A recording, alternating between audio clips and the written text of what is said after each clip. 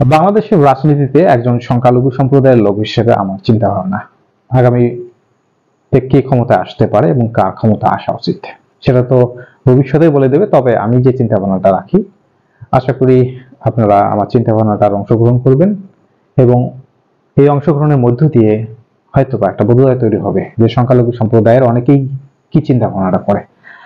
আমরা এই দেশের সংখ্যালঘু সম্প্রদায় হিসেবে যে চিন্তাটা প্রথম করি সেটা হলো নিরাপত্তা এবং পরবর্তী প্রজন্মের জন্য একটা সুরক্ষিত পরিবেশ।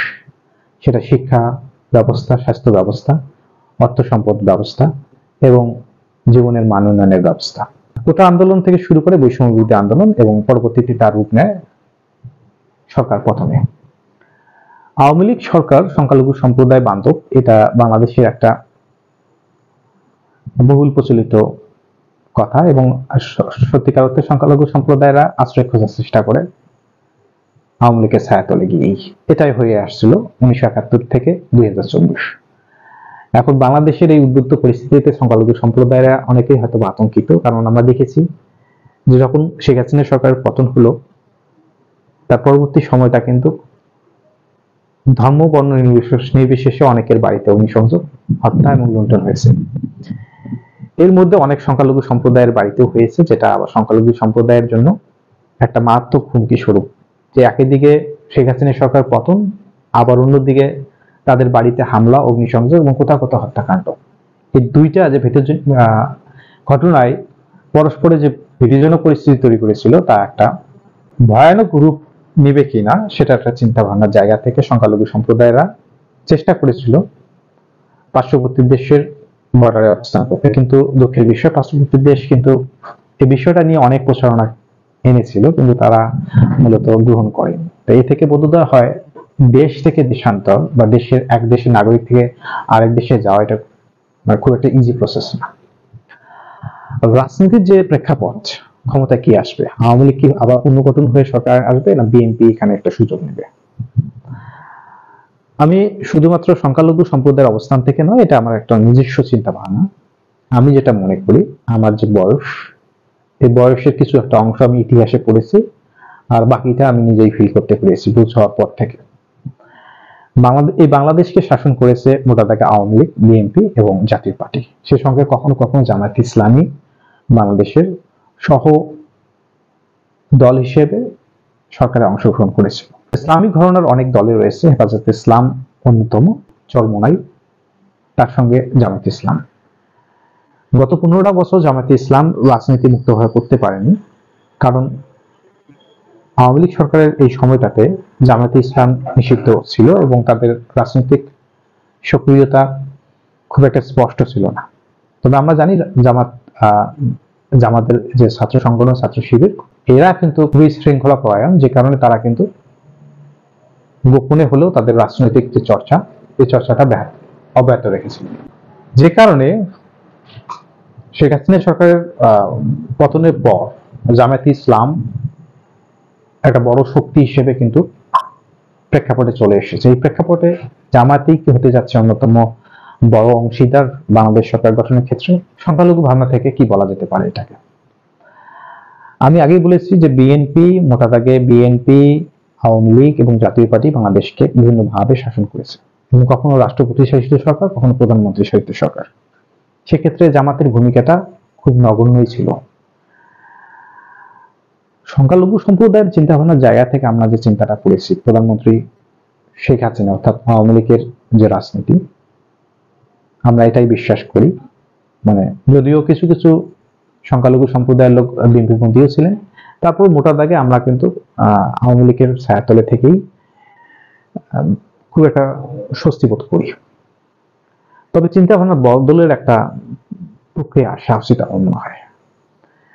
কিছুদিন আগে ঢাকেশ্বরী মন্দির পরিদর্শনে জামাতে আমির ডক্টর শফিকুল ইসলাম যেটা বলেছেন যে আপনারা কি সত্যি মন থেকে আমাকে এখানে আমন্ত্রণ জানিয়েছিলেন? এই যে বিশ্বাসহীনতা জামাতে ইসলাম সংখ্যালঘুদের প্রতি এবং সংখ্যালঘু জামাতে ইসলামের প্রতি, আমি যেটা বিশ্বাস করি 92% মুসলিমের দেশে জামাতে ইসলামকে যদি সরকার গঠন করতেই হয়, সর্বোচ্চ সংখ্যক মত এবং ভোট নিয়েই তাকে সরকার গঠন করতে হবে। এটা জামাতের উপর নির্ভর করবে, তারা কতটুকু মানুষের মন আকৃষ্ট করে ভোট গ্রহণ প্রক্রিয়া যদি যায় বাংলাদেশ কখনো, ভোট পেয়েই তাকে সরকার গঠন করতে হবে। তবে সংখ্যালঘু ভাবনা থেকে আমি বলতে পারি এই ইসলামী দলগুলোর মধ্যেই কিছু বিভেদ রয়েছে। চরমোনাই কখনো জামায়াতে ইসলামকে দেখতে পারে না, আবার কখনো হেফাজতে ইসলাম জামায়াতে ইসলামের সঙ্গে সংযুক্ত থাকে না। তবে আমি মনে করি তারা যদি নৈতিকতার দিক থেকে আদর্শ হয়ে থাকে, তারা যদি প্রতিশ্রুতি দিতে পারে দেশকে আরো ভালো অবস্থানে নিয়ে যেতে পারবে স্বচ্ছভাবে, সেক্ষেত্রে সংখ্যালঘু সম্প্রদায়ের ভাবনা থেকে আমার যে ব্যক্তিগত ভাবনা, আমার কোনো বাধা নেই। তারা যদি সর্বোচ্চ সংখ্যক ভোট অথবা মতামত নিয়ে সরকারে আসতে পারে, আমরা একবার দেখেই না জামায়াতে ইসলাম অথবা হেফাজতে ইসলাম অথবা পীর সাহেব চরমোনাই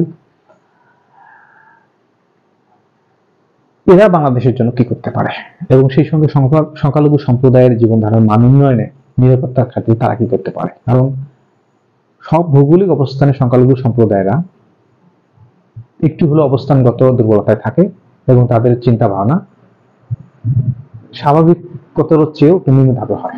এটা অস্বাভাবিক না, এটাই স্বাভাবিক। তবে আমি মনে করি জামায়াতে ইসলামের একবার সেই সুযোগটা গ্রহণ করা উচিত, সে চ্যালেঞ্জটা করা উচিত। কারণ তারা কখনোই এই চেষ্টাটা করেনি যে তারা এককভাবে সরকার গঠন করবে। এখানে তিনটি যে বড় অংশ, হেফাজতে ইসলাম এবং জামায়াতে ইসলাম, তার সঙ্গে রয়েছে পীর সাহেব চরমোনাই, তাদের যে প্রধান জামায়াতে আমির, হেফাজতে ইসলামের আমির, যদিও মুখ্য ভূমিকায় মামুনুল হক হুজুর সবসময় আমরা তাকে দেখি, এবং পীর সাহেব চরমোনাই যে রেজাউল করিম পীর, তারা ব্যক্তিগতভাবে অনেক জনপ্রিয়, কিন্তু দলগতভাবে যে বিশেষ বৈশিষ্ট্য তাদের রয়েছে, এই বৈশিষ্ট্যগুলো যদি রুট লেভেলে তারা প্রয়োগ করতে পারে এবং মানুষের মন জয় করে ভোট আদায় করে নিতে পারে, আমার মনে হয় যে নতুন একটা বাংলাদেশ বিনির্মাণ হবে, যেখানে আদর্শিক জায়গা থেকে যদি তারা বিচ্যুতি না ঘটে, সেক্ষেত্রে সংখ্যালঘু সম্প্রদায়ের প্রতি কিরকম আচরণ হবে সেটাও একটা দেখার বিষয় রয়েছে। কিন্তু তাদের প্রতিশ্রুতি দিতে হবে সংখ্যালঘু সম্প্রদায়ের প্রতি তাদের আচরণ এই দায়িত্ব তারা নেবে কিনা। কারণ আমরা দেখেছি বিগত 16 আমলে যখন বিএনপি সরকার এসেছিল, সংখ্যালঘু সম্প্রদায়ের উপর যে অত্যাচার হয়েছিল তারা কিন্তু নিজেরা দায়িত্ব গ্রহণ করেন। তারা হয়তোবা আওয়ামী লীগের উপর দায়িত্বভার দিয়েছিল যে তাদের কাজ, বা আওয়ামী লীগ সরকার যখন এসেছিল তখন তারা এই দায়িত্বটা না নিয়ে বিএনপি অথবা জামাতের উপর দোষ চাপিয়েছে। অর্থাৎ সরকারে যে থাকবে, ঘটনা যেই ঘটাক না কেন, ওই সরকারই দায়িত্ব নিতে হবে। এই সরকারটাই আমরা চাচ্ছি। এখন এক্ষেত্রে যদি জামায়াতে ইসলাম সরকারে এসে কোনো দুর্ঘটনার দায়িত্ব নিজেই নেয়, যে কেউ করুক না কেন, তাহলে আমি মনে করি মন থেকে তারা সরকার গঠন করলেও আমার কোনো আপত্তি নেই ব্যক্তিগতভাবে। প্রথম কথা হলো, আপনি সরকারে থাকলে আপনাকে আগে দায়িত্ব নিতে হবে, যেই ঘটাক না কেন। দ্বিতীয় কথা হলো, সেটাকে বিচারের আওতায় আনতে হবে এবং সংখ্যালঘু সম্প্রদায়ের মনের মধ্যে একটা বিশ্বাস জাগাতে হবে যে তাদের প্রতি যারা অন্যায় করবে এবং অবিচার করবে, তাদের বিচার এই বাংলার জমিনেই হবে। ডক্টর শফিকুল ইসলামের কথা আমার ভালো লেগেছে সেদিনে, সেই কথা যদি উনি এই কথার মধ্যে থাকেন। আর 90% মুসলিমের এই দেশে সংখ্যালঘু সম্প্রদায়ের ভোটের কিন্তু প্রভাবে বাংলাদেশের সরকার গঠিত হয় না, যেটা একটা ভুল ধারণা সবসময় ছিল। এদেশের সংখ্যাগরিষ্ঠ লোকদেরই সিদ্ধান্ত নিতে হবে পরবর্তী সরকার গঠন কে করবে। জামায়াতে ইসলাম যদি সরকার গঠন করে, সংখ্যালঘু সম্প্রদায়ের অনেকের আপত্তি থাকলেও আমার ব্যক্তিগতভাবে কোনো আপত্তি নেই, তবে তাদের দায়িত্বভার গ্রহণ করতে হবে। একথা সত্য, আওয়ামী লীগ সরকার যে উন্নয়নটা করেছে, যে বহুমুখী চিন্তা ভাবনা তাদের ছিল, এটা বাংলার মানুষকে উন্নয়নের কাতারে নিয়ে গেছে। কিন্তু যে বিচারহীনতার সংস্কৃতি, বিশেষ করে সংখ্যালঘু সম্প্রদায়ের উপর যে অত্যাচার, এটার কখনোই কিন্তু বিচারটা হয়নি, যে কারণে সংখ্যালঘু সম্প্রদায় সবসময় অত্যাচারিত হয়েছে। অনেকেই বাধ্য হয়ে পার্শ্ববর্তী দেশে অনুপ্রবেশ করেছিল। সুতরাং আমি বলতে পারি যে ডক্টর শফিকুল ইসলাম জামায়াতে আমির, তার কথা স্পষ্ট, যদি কেউ তাদের নাম ভাঙিয়ে কোনো সংখ্যালঘু সম্প্রদায়ের উপর অত্যাচার করে, তাদেরকে ধরিয়ে দেবেন, ঠিকানা দিবেন, সে বিচারটা তারা করবে।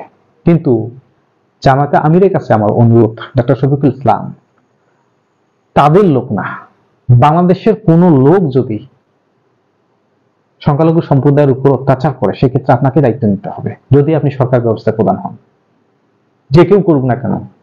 সে প্রোটেকশনটা আপনাকেই দিতে হবে। কারণ এটা তো একদম স্বচ্ছ পানির মতো যে 92% মুসলিমের এই দেশে যারা সংখ্যালঘু তারা অত্যাচারিত হলে কেউ না কেউ তো করেছে। সে কোন মতাদর্শের বা কোন দল করে এটা বিবেচ্য বিষয় না। একটা অন্যায় হলে সে অন্যায়ের জন্য বিচার হয়, সেই নিশ্চয়তাটুকু দিতে হবে। যদি এই নিশ্চয়তা হেফাজতে ইসলাম দিতে পারে তবে ক্ষমতায় হেফাজতের আসা উচিত। যদি এই নিশ্চয়তা জামায়াতে ইসলাম দিতে পারে তবে জামায়াতে ইসলামেরই ক্ষমতায় আসা উচিত। চরমনাই থেকে দিতে পারে চরমনাই আসবে, আমাদের কোনো আপত্তি নেই। আমাদের আপত্তির জায়গা একটাই, আপনার দোষ স্বীকার করতে হবে। হ্যাঁ, আমি সরকার প্রধান, সংখ্যালঘু সম্প্রদায়ের উপর নির্যাতন হয়েছে, এই নির্যাতন যাই বা যে করে থাকুক না, যে কোনো মতাদর্শে করে থাকুক না, বিচার হবেই। মোট কথা দায়িত্ব নিতে হবে। আমরা দেখেছি দিনের পর দিন কোনো সরকারি দায়িত্ব নেয়নি। একটা ঘটনা ঘটে গেলে ধামাচাপা দেওয়া অথবা কিছুদিন প্রচার প্রচারণার পর সেটা কিন্তু বিচারহীনতায় থেকে গেছে। তো ধন্যবাদ সবাইকে। পরবর্তী আলোচনা এভাবেই থাকবে, আশা করি আপনার পাশে থাকবেন। আর চ্যানেলটিকে সাবস্ক্রাইব করে দিয়ে সংখ্যালঘুর মনের ভাবনা এবং বাংলাদেশ বিনির্মাণে ভবিষ্যৎ বাংলাদেশ কি রকম হবে আমরা সেটাই আলোচনা করব। কাঁধে কাঁধ মিলিয়ে বাংলাদেশের জন্যই কাজ করব, এটাই হলো আমাদের চাওয়া। ধন্যবাদ সবাইকে।